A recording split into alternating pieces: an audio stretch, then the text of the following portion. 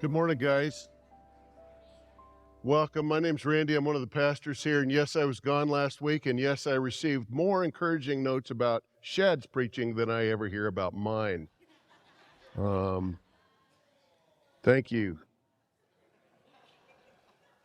I'm not kidding. It's just pretty hilarious. Okay. Anyway, had a great week with my wife. We went to California for a leadership conference, and it was life-changing. So I'll leave it at that, but it was just awesome. Hey, before I start today, I got to tell you guys a really weird thing. Like our church, if you're new to our church, we do really weird things.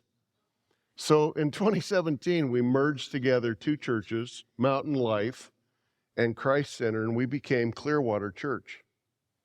Then last year, we adopted Pursuit Church. If you're from Pursuit Church, raise your hand. Look at that. See there? And we also brought their pastor on as a part of our staff. I just wanted to let you know that I have known a pastor named Jeff Crabtree for 22 years. And Jeff Crabtree's church is called Connections Church. And he's going to be retiring in about 3 years. And his church of about 40 people would like to be adopted by us again. I mean, like another church wants to be adopted. So we're just like this giant planet that keeps absorbing smaller planets. I don't know what, it's weird. So maybe we're the Borg and we're just, I don't know. But anyway, Jeff and his wife, Kathy, that's a picture of them there. They're going to be adopted by us on September 1st. And isn't that cool? And what's neat is Jeff's a little older than me, so he's going to retire in about 3 years. And his church is going to pay his salary. He works at about 75% right now. And here's what Jeff's going to do. He is going to provide our church with the knowledge and the passion for hanging out with people who don't know Jesus and loving them into the kingdom. That's going to be his job. And how to have, like, as you're hanging out with neighbors or coworkers and you say, what do I do? How do I help them know Jesus? Jeff has a very, very simple, specific way that you can just open the Bible together with them anybody can do. And he's going to teach our people how to bring people into the kingdom. And so isn't that kind of neat? So that's really a passion of ours. It's a passion of Jeff's. We thought it fit really well. And because he was retiring, he was thinking he was going to have to close his church down, but decided to be absorbed into us. So just want to let you know about that. That we just keep doing weird stuff like that. Okay? Well, welcome to our series called Let's Get Coffee. This is a series where we invite you to ask questions that we can talk about every Sunday. Now, this one is a fun one. Look at this question of the week. Ready? How can we reconcile science with Scripture as compatible and agreeing worldviews, not as opposing worldviews? I think I'd like to just begin by making this quote from William Sloane Coffin. Are you ready? Jesus came to take away our sin, not our minds. Yeah, so I think he kind of likes science. I think God invented science. And when science works, all it does is affirm the Creator, not disagree with it. So how did we get here? How did we get to this place where science and religion officially divorced? How did we get there? I don't know if you guys knew this, but there were a lot of Christian scientists that lived a long time ago who operated out of a Christian worldview. I don't know if you've ever heard of Gregor Mendel. When I was in high school, I learned about Gregor Mendel's famous 3-to-1 ratio in genetics. And he created the science of genetics. He was a Roman Catholic Augustinian abbot, and he identified many of the mathematical rules of heredity. He identified recessive and dominant traits in genetics. Isn't that wild? And he did it out of a Christian biblical worldview. Another neat guy named Sir Isaac Newton lived in the 1600s, and he was a passionate Protestant who spent more time on Bible study than math and physics. Don't know if you knew that. He profoundly changed our understanding of nature with its law of universal gravitation. You know, people talk about how he was sitting under an apple tree one day and an apple fell on his head, and he thought, why in the world did the apple fall down? Why did it not go up? What a brilliant question to ask. All of us just kind of assume that the apple's going to fall down. So he discovered gravity, and he discovered its laws of motion.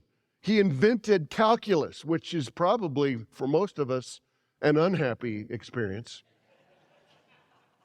He built the first ever reflecting telescope, and he showed that sunlight is made up of all the colors of the rainbow. All in this dude that was a scientist that loved Bible study more than he did science. George Washington Carver was an evangelist and a Bible class leader whose faith in Jesus motivated him to try and help in the scientific area of agriculture.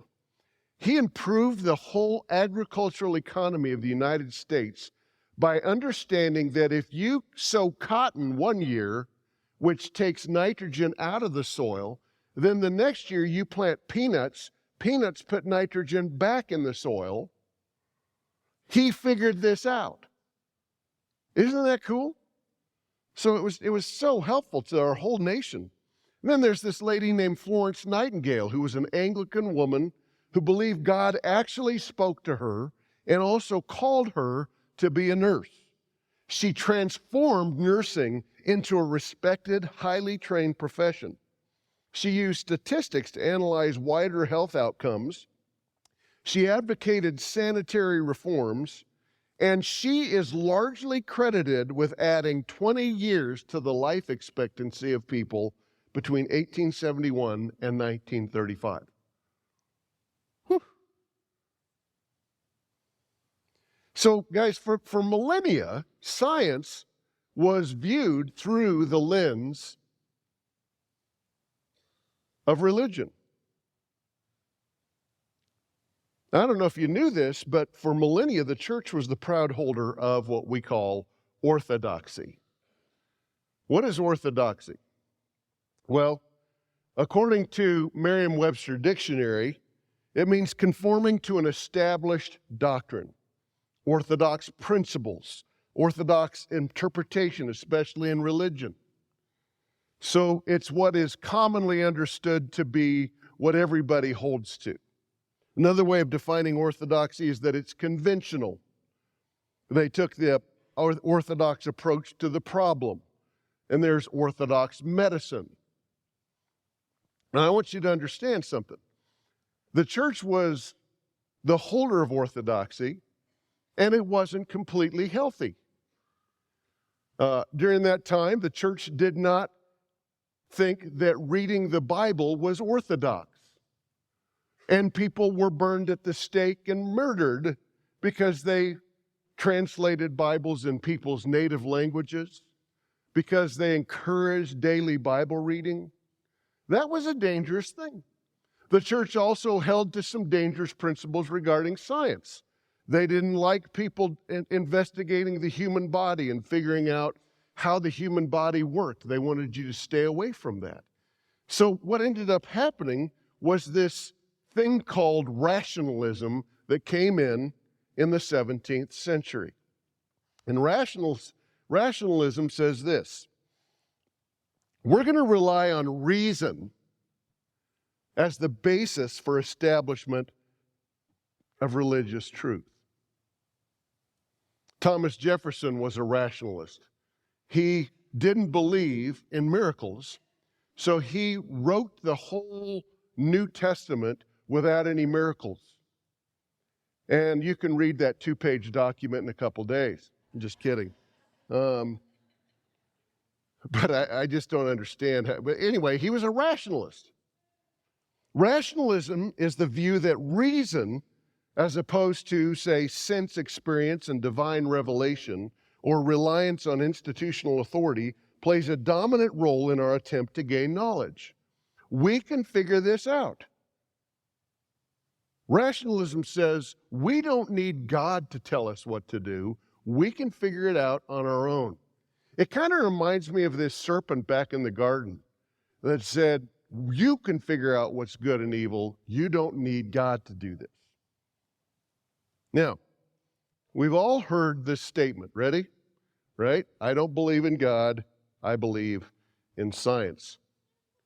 Popularized by the movie Nacho Libre. If you haven't seen it, you need to see it, because that is a good movie. Now, I don't know if you guys realize this. Catch this. Today, we look at life through two lenses: rationalism and secular humanism. Rationalism tells us that reason trumps insight from God. Reason is what I need, not God to tell me what to do. Now, secular humanism came in later, and it tells us that mankind is capable of morality and self-fulfillment without belief in God.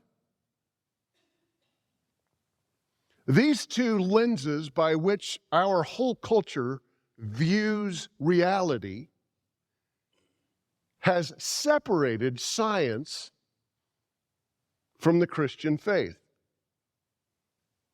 Orthodoxy, which is these two lenses, now sees the church as an irrelevant, judgmental, out-of-sync organization. Because now we determine what's moral, not the Bible. We determine what is right, not the Bible. And because you disagree with us, you're judgmental.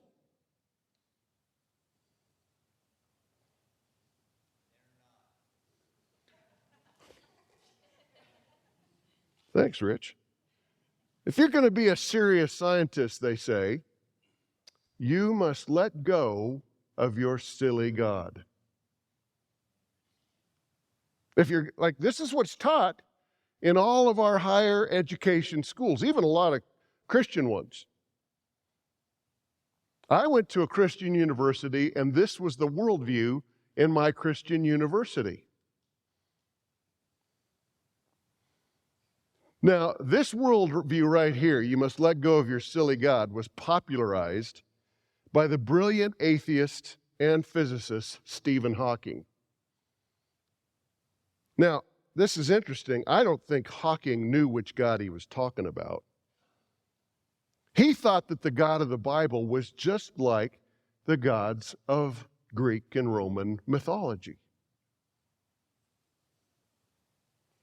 I don't know if you knew this, but hundreds of years ago, when people didn't understand many of the phenomena that we see around us, they created gods to explain these phenomena. Like Zeus or Baal were the gods of thunder and lightning. Because they couldn't figure out what lightning was, they figured it must be a god. I mean, lightning's a weird thing. And then there came a rationalist named Benjamin Franklin who figured out that lightning was something that could be captured and used. Now, what happened was physics came along and trumped all these gods, and basically, these silly gods were reduced to silly and fun stories. Most of us, when we were in English class, learned about Greek and Roman mythology. And we just went, ha ha, that's a lot of fun. That's a funny thing they used to believe in. It's kind of interesting because science has buried many, many gods. Have you noticed that? science was what killed these gods. The God of the sun was destroyed by science because science proved that the sun is a big, bright star. And it burns at a certain temperature continually, has for millions of years. It's not a God. It's just a star. And I just want to clarify something, guys. When you read about the God of the Bible, you find out that Yahweh is profoundly different than the materialistic deities created by other people groups. I don't know if you've seen, but most of the gods that were created were cantankerous, they were lustful, they were sinful, they were less moral than most people. And then you see the God of the Bible, who is holy and the creator of all. And he's pure. And when you hear from him, it's enlightening. When you get near to him, you find joy that's inexpressible. When you experience him, he sets you free from stuff that holds you in bondage. He's so different than these man-made gods. In fact, they were all made in man's image, and what the Bible teaches us is that God made us in his image. So it's a very different God that we're talking about. You see, when Isaac Newton discovered gravity, he figured out that, I'm sorry, let me go back. Go back to that last slide. Have you heard this term, science explains? I just want to give you some bad news. Science doesn't explain anything. It describes, but it doesn't explain. I don't know, how my scientists doing here? Are you a little ticked at me? Well, let me give you an example. When Isaac Newton discovered gravity, he discovered that it was what kept everything on the earth. He figured out amazing mathematical equations that helped us understand the movement of the planets. But he himself said, I don't know what this thing called gravity is. He described it. It's working right now. Can you tell? When I stand here, gravity's working. Aren't you glad that you guys aren't floating around while I'm talking right now? It works. But what is it? It's a force. What's a force? Did you know that science has figured out what light is? Kinda. It's, in some experiments, it's a wave.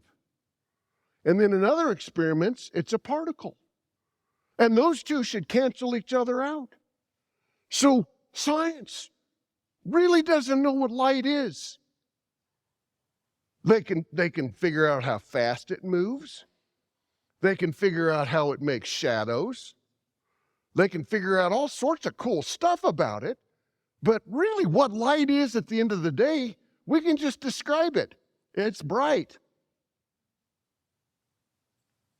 It's not dark.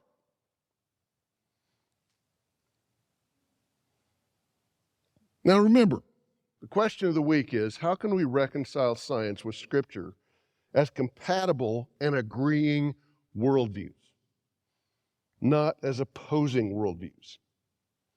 I frankly believe that there is total compatibility between science and the Bible. Total. I don't know if you've ever noticed that science answers the question, what? What is this? It's light. It travels at this speed. Sometimes it acts like a particle, sometimes it acts like a wave. And if you shine it through a prism, it'll break up into different colors. It's really cool. It answers the question, how? Gravity holds me to the earth. It explains how our planets move around the sun. Now, frankly, if you're a scientist, you can fight me after church, okay? But it doesn't do a good job on origins. It doesn't answer the question, how did everything start? You may say, well, it started with the Big Bang. But the Big Bang has a problem. It says it started out with this really highly compressed matter that blew up. And then the universe was created slowly from there. The problem is they have no idea where that matter came from. How did that matter start? They have no earthly idea. The second problem that I think is pretty funny is when you talk to my friend Mark Waldo, who's a farmer, Mark tells me that you used to be able to buy dynamite at the hardware store. Because they needed to get stumps out of the ground for them to get the trees out of the way so they could plant crops. And he said, Randy, you would be amazed at how many stumps I blew out of the ground. And he said, I never noticed anything but a mess after I blew it up. Isn't that profound? I looked and I looked and I didn't see anything come together. It just made a mess. That's pretty profound to me.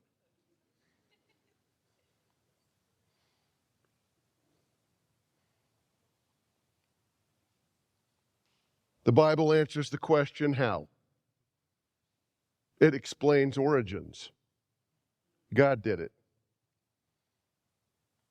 And He spoke, and it was created. Wow.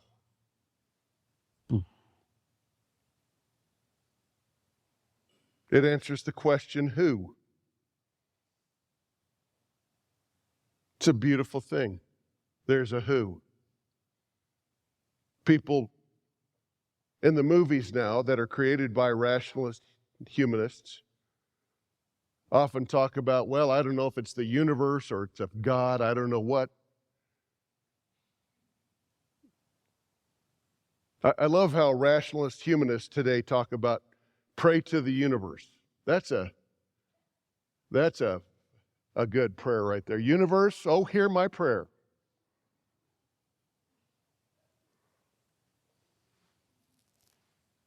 God is who?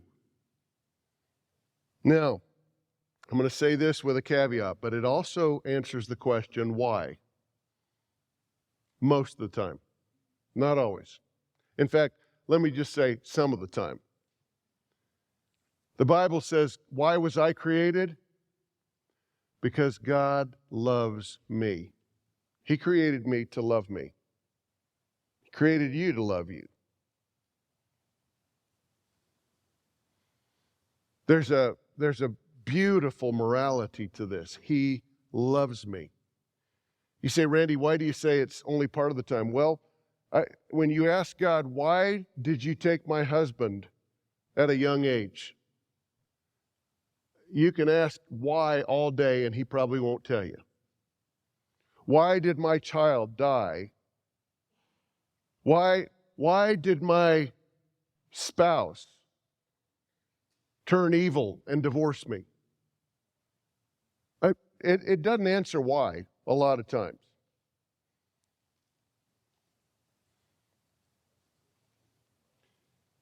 Now, I'd like to give you the biblical worldview and see if you can buy into this, okay? I'm talking to a bunch of people who are influenced by rationalism and secular humanism. But the biblical worldview says that wisdom is seeing reality from God's perspective. He's the creator, and as soon as I figure out what He did, I learn wisdom. You see, I think Isaac Newton figured out wisdom when it's kind of a play story, but the apple hit him in the head, and he went, wow, I have a question. Why did it fall down? And he began to push into that. And wisdom is found by looking for it. Now, it's a funny thing in this day and age because we have the internet that answers everything. Gay has gotten into this funny mood now where we're watching a movie and she says, boy, that actress is tall. How tall is she? Well, I've learned that intuitively what she means is ask Google how tall this actress is. Like, I'm supposed to have the answer. Last night she did it to me. There's this awesome runner from the Netherlands that ran in last night, and she knows that I love watching track and field. She says, how tall is that girl? She's really tall. So I Googled and found out she's 6 foot tall.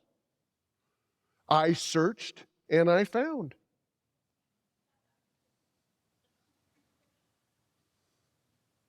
Wisdom is available. James, the half-brother of Jesus, says, if any of you lacks wisdom, let him ask of God, who gives to us all liberally and without reproaching us.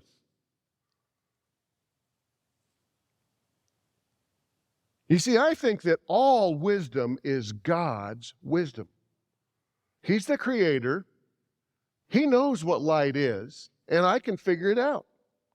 He invites us to seek wisdom, and he gives it to us. Now, I want to have a little fun here for a minute. Let me just start with the young men.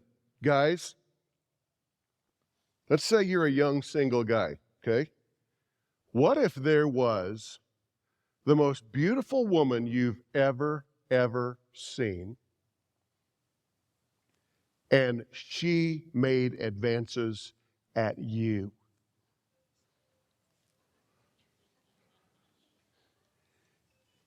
And your mom said it was okay.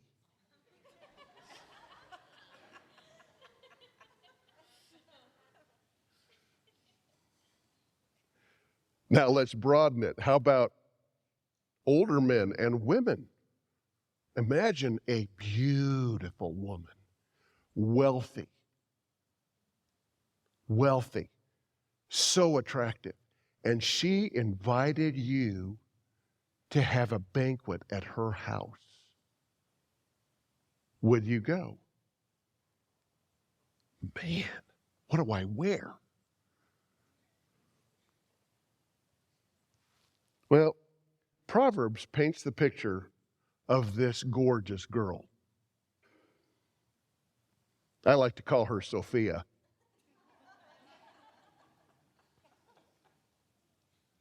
Proverbs 9:1 says, wisdom has built her house. This is the beautiful woman. Her name's Wisdom, Sophia. She has prepared a great banquet, mixed the wines, and set the table. She has sent her servants to invite everyone to come. She calls out from the heights overlooking the city. Come in with me, she urges the simple. To those who lack good judgment, she says, come, eat my food and drink the wine I've mixed. I'm available. You young guys, think about it. Like, I remember these days. That was 100 years ago, but I remember it. If a girl you thought was beautiful kind of gave you some sort of a signal that she thought you were okay, what did that do for you? Girls, same way around. Just think about a guy. Well, think about it. If somebody you're attracted to says, I'm available, that's what this is. Come eat my food and drink the wine I've mixed. Leave your simple ways behind and begin to live. To really live. So if you hang out with me, I'm not only pretty, I'm a lot of fun. Man, that's a cool woman. So what Proverbs is telling us is that God's wisdom is so available. And she's actually crying out for us to find her. You know, this week I began reading a passage in Matthew in my daily Bible reading, and I didn't understand this verse. Maybe you've heard it. Jesus is talking about John the Baptist. He says, from the days of John the Baptist until now, the kingdom of heaven suffers violence, and violent men seize it by force.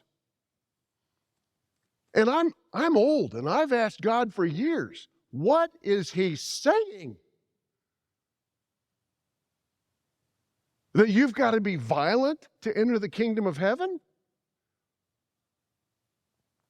And I went on a walk with the Lord, and I spent the whole day, God, will you tell me what that verse means? And he said, well, what do you do to figure out a verse? I said, well, you got to look at the context. I knew that. So I began to look at the context, and God gave me wisdom. And I began to understand what that passage means. But because I'm not talking about that passage today, I'm not going to tell you what I found out.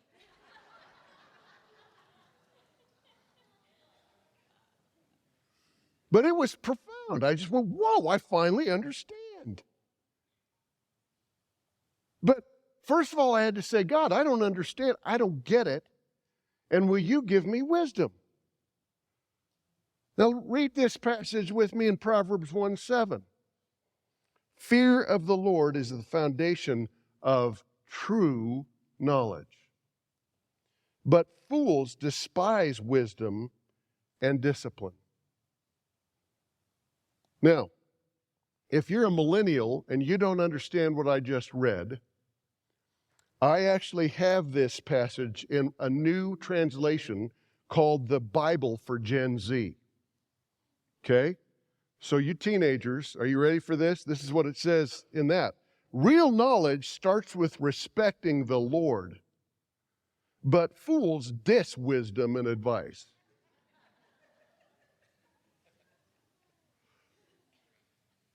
Yeah. I saw Preston back there go, oh, I get it.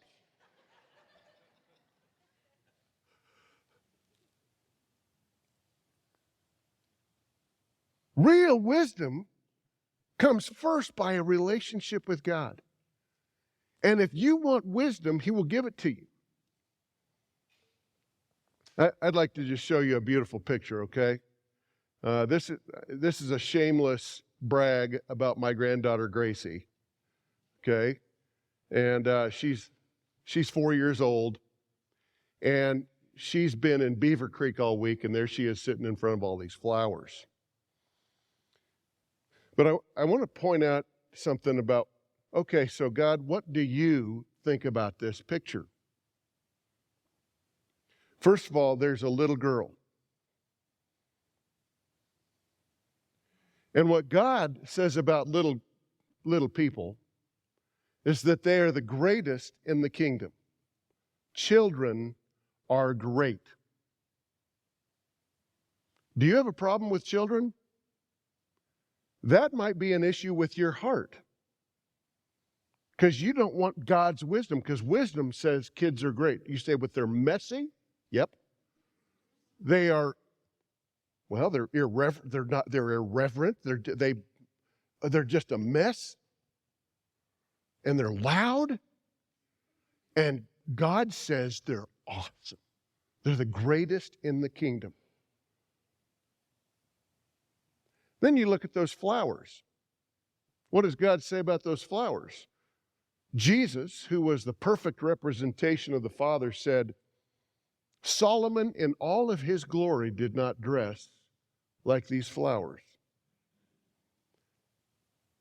And it's taken molecular biology for us to understand the profundity of what Jesus was saying. Do you know molecular biology has come to the place where they realize that every cell in just a simple flower is a universe in itself? They are realizing unbelievable things about the living cell.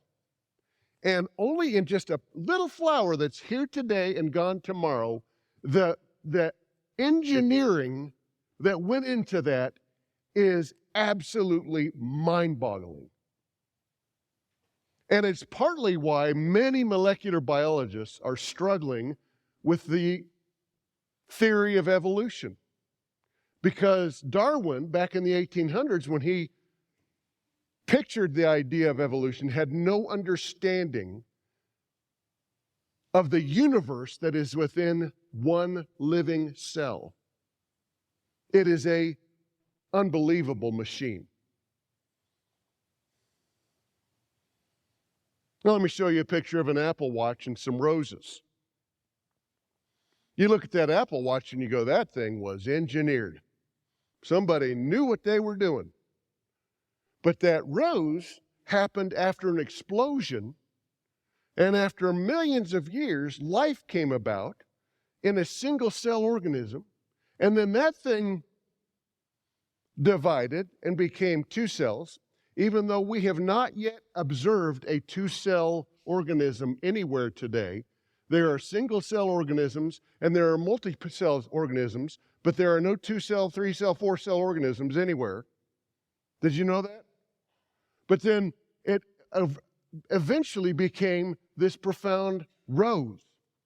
But when you look at the cells in that rose, they are unbelievably engineered. It's crazy. And God gives us permission to explore that.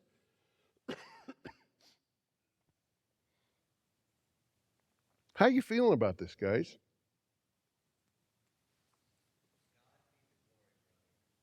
Thanks, Rich. So let me just give you a little take home. Let's just be honest, can we? Does the Bible offend me in places?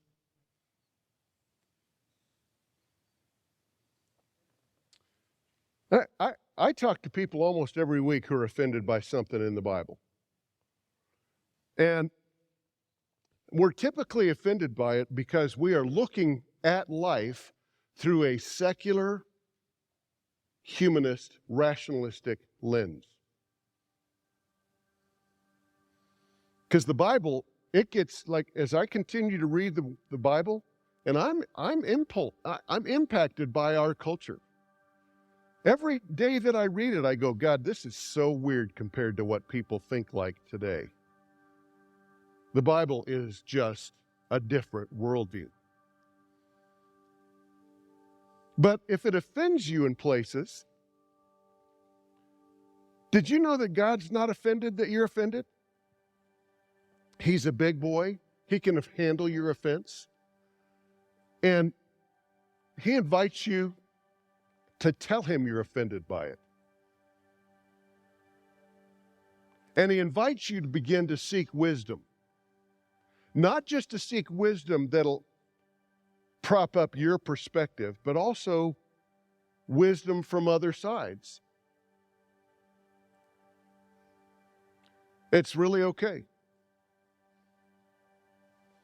So if it offends me, could it be that I've adopted a secular, humanistic, rationalistic worldview?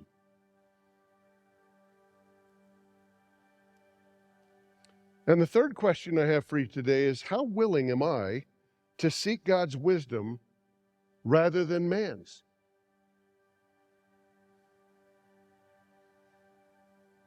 You know, I talk to people who are offended that God has a certain perspective about certain people in our society, like the LGBTQ community.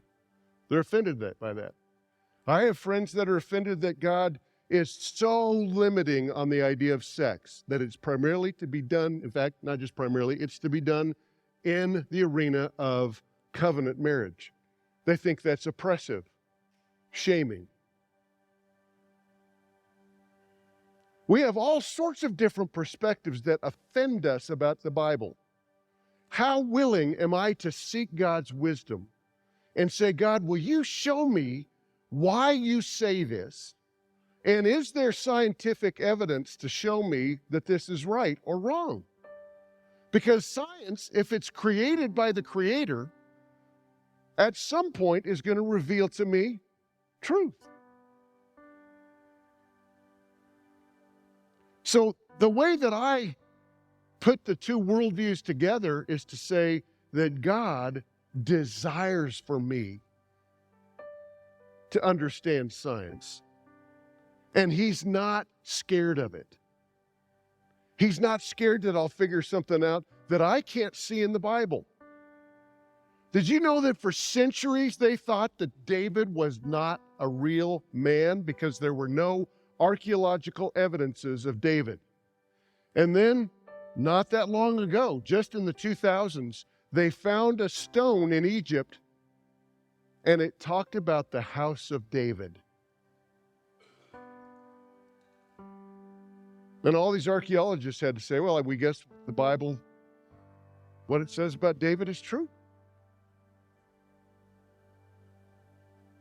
And it may not come quickly to you. I'm pretty old and I finally figured out what Jesus meant when He said the kingdom suffers violence. And I have that kind of stuff happen to me all the time because Jesus says some really weird stuff.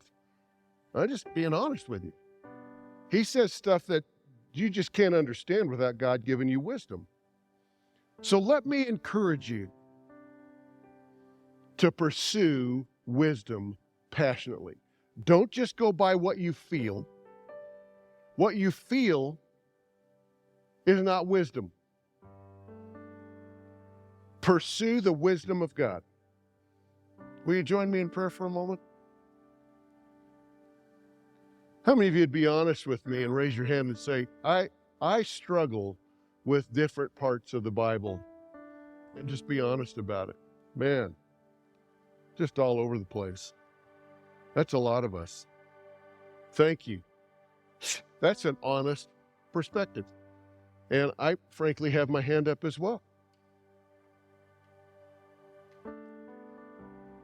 Father, together we agree as asking you to give us wisdom. So would you this week, would you show yourself strong by having us ask you one question about one issue in the Bible? And would you begin to give us wisdom about it? Your perspective? And Lord, I just look forward to hearing from my friends here that they are finding wisdom as they ask God to direct them. Lord, would you just show us truth? We receive that now. In Jesus' name, amen.